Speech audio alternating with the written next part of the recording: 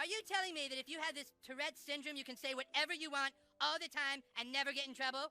It's a neurological disorder. He can't help it. Yeah.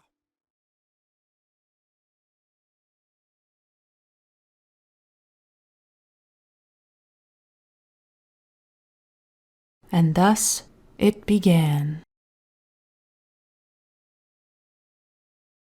Hey Girl Scout, what's shakin'? How have you been? I personally am doing okay. Got my 5G chip implanted without any side effects, and the flat I rented without seeing first turned out better than expected. But don't worry, I found some TikTok cringe to compensate and give us some of the pain that the vaccine and house hunting couldn't. I was scrolling through Reddit and came across a fairly new subreddit called fakedisordercringe, where people post TikToks of people, usually Gen Zers, pretending to have disorders like Tourette's or DID. These are debilitating mental illnesses that cause things such as often painful, uncontrollable tics, or cause the brain to shield a person from trauma by splitting into different alters. And for some reason, kids think it's really cute and quirky and something to capitalize on so they get attention and views. So now, they're going on TikTok pretending to have little soft boy tics and alters that are actually Minecraft YouTubers from the Dream SMP saga. Yes, they're pretending to be TommyInnit and Jay Schlatt and acting like it's a cute mental illness instead of them role-playing. It's best to just let you watch it all unfold for yourself. So let's just jump right into it.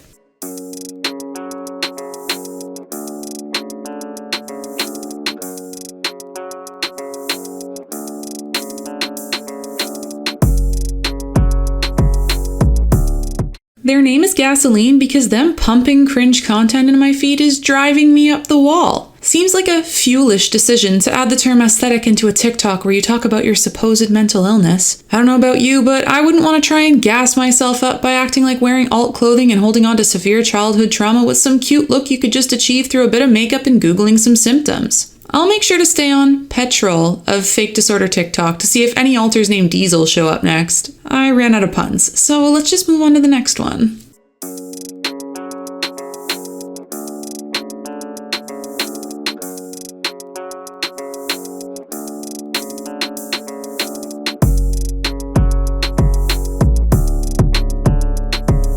Honestly, just admit you want to use racial slurs and save yourself the hassle. We all know that's why you're pretending to have DID, and at least cutting out the fake mental illness takes away one of two major issues with your post. What do they think is going to happen by posting this? Do they really think someone is going to come along and be like, yeah, sure, go for it? And that somehow will mean that no one is going to be allowed to call them out for it? I love how they're asking formal permission to like a whole group of people as though everyone is going to have the same opinion. What if they get mixed answers? Is one yes enough justification for them to feel comfortable enough to say it? I like to imagine that when this person gets tired of faking DID, they'll move on to faking Tourette's with a post that asks, if I accidentally shoot someone during a tic attack, would I be able to use that as a defense in court? Feel free to comment your opinion, but only taking answers from people who have been shot before. Hey guys, this is Jonas. I'm a part of a DID system and I have a surprise. One of my friends grows irises in their backyard, and so they gave them to me.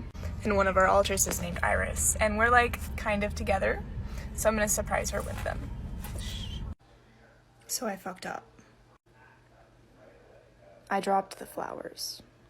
I fixed it for the most part, but we'll see. Hi guys, it's Iris. I have not watched any of these videos, but I just saw them. Look, oh my gosh. They're so pretty. I feel so loved. Oh my god. What a strat. No one can make fun of you for being single if you date yourself. I buy myself sunflowers once a week in the summertime, so maybe the reason I've been single for so long is because I've actually been pining after myself this whole time. I'm so sorry, me. I can't believe you've been the one all along and I didn't even know it. I think the term this person is looking for isn't DID. It's called self-care, and there's no need to justify being nice to yourself by pretending the love is coming from someone else. In all honesty, this one makes me a little bit sad because the person clearly just wants to be cared for by someone else and feels like their own self-compassion isn't enough. I think we can all relate to that a little bit, and I hope this kid grows out of it once they elevate their self-esteem. Anyways, let's see what else we got. What having DID is like for us. Why are there so many P's in this? IDK, I like peas. What if there's bugs in it? Shut the fuck up, there's no bugs.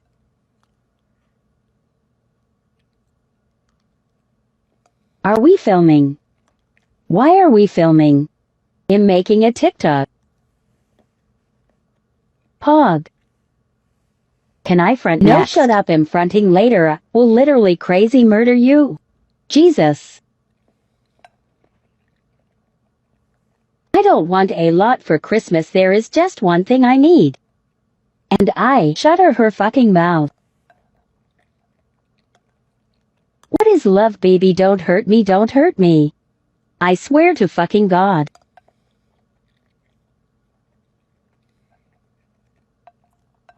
Why doesn't anyone love me? Oh my god, guys, I sometimes talk to myself in my head and have weird and quirky thoughts. I must have multiple personalities, right? My dude, that is called thinking. Having a song stuck in your head and conflicting ideas is just your brain doing its thing. The amount of stupid thoughts that pop into my head in a day is astounding. What if I just start driving on the wrong side of the road right now? I could literally stab someone with this kitchen knife right now. Imagine if I just started Naruto running down the street right now. If you're not acting on these things, it's simply a thought passing through your head, and believe me, talking to yourself is something we all do. I talk to my kitten Ridley full well knowing she won't say shit back to me to help me feel better about it. I'd suggest doing the same, but I'd wait till you can differentiate between alters, thoughts, pets, other people, and reality first. This next person goes by Ticks and Roses online and has become an infamous Tourette's faker amongst the subreddit. They commit hardcore to the role and profit off of this fake illness by promoting their business while raising quote-unquote awareness. Here is just one example. Oh god. Moving on. Send me to Canada!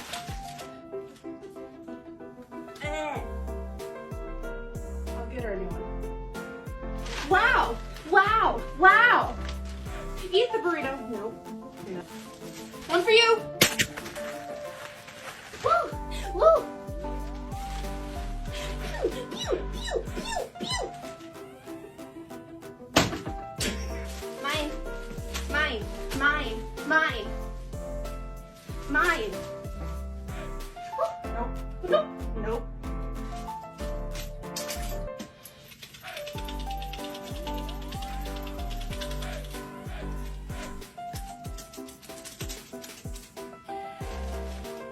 First of all, faking or not, if you know you'll be spitting and breathing into people's orders during a global pandemic, maybe consider masking up first as a courtesy to the people buying your products. Second of all, smiling before and after every time you do a quirky and believable tick and glancing at your camera to make sure you caught it for your next post is just so disgusting. I did my own Tourette's research before filming, and most people with Tourette's either do not react to their tics and move along with their day, or they pause before reacting because they have to process what they said since they didn't plan the tick in advance. They don't react by laughing before it comes out either, and often try to hold it back as though holding in a sneeze if they feel one coming on, which is not always something they can predict. Ticks and Roses also has been known to share misinformation, fake physical injuries to prove they have tics, and has been credited as one of the people who made this fake disorder TikTok trend grow in popularity. So basically, they suck. There are so many more I wanted to touch on, but I think I'll have to make a second video so this doesn't turn into a full-on documentary. I highly recommend looking at the subreddit yourself, because it's grown so quickly and the amount of this kind of stuff is shocking. Here's hoping it helps people self-reflect and realize how embarrassing this kind of stuff is and how it reverses all of the destigmatization people fought for over the years to be recognized despite their issues rather than because of their issues. So there we have it. This is what happens when you romanticize mental illness on the internet. You make it seem like something that will get you loads of attention and views instead of educating people on the realities of living with these crippling disorders and how most people would love to be able to live without them if they had a choice because of how it impedes everyday life. Kids latch onto what's trending, and instead of being properly informed, they take what they see online and try to fit in. It's not entirely their faults. They're at the age where they're trying to form their identities, and often it's easy to pick some sort of label and try to use that to define who they are. Most of us grow out of that, but then you have the people who have no defining features other than their mental illness, their sexuality, their political views, or other things that make up a person but don't entirely define them. Kids need space to figure out their interests, values, and defining characteristics, but with the rise of influencer culture, kids don't want to be themselves. They want to be Tommy or Corpse or whoever's a hot topic around the classroom. I'm not quite sure what we can do to help this, to be honest with you, although maybe moving away from a group mentality and focusing on true individualism and what makes each person unique is a good way to start. Maybe drop the labels, maybe teach kids that these influencers are not some sort of superhuman all-knowing species and that their tweets should not be used as tools to develop opinions and values because they aren't smarter than everyone else. Seriously, why does every celebrity think they're some sort of economic and political science PhD scholar? Let me know when you figure it all out so these kids can grow up feeling good enough as themselves. Anyways, that's all from me. Hope you all have an amazing week, and I'll see you guys again soon. Peace out, Girl Scouts. Thanks for watching.